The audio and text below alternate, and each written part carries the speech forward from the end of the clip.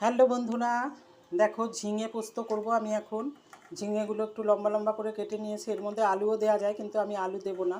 কড়াইতে একটু সর্ষের তেল দিয়ে এই ঝিঙেগুলো দিয়ে দিলাম। দিয়ে দেওয়ার পরে একটু নেড়ে চেড়ে নিলাম।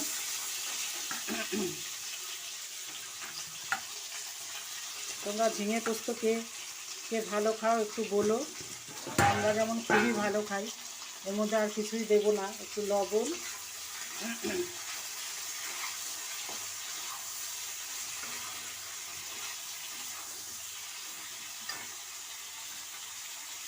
একটু হলুদ,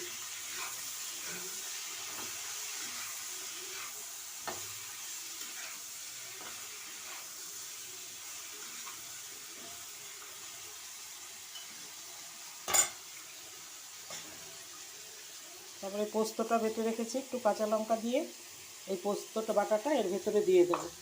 একটু নেড়ে চেড়ে একটু মজে গেলে তারপর ঢাকাটা খুলে একটু মজেও গেল দেখো। তারপরে আমি যে পোস্তটা বেটে রেখেছি সেই পোস্তটা এর ভেতরে দিয়ে দেবো।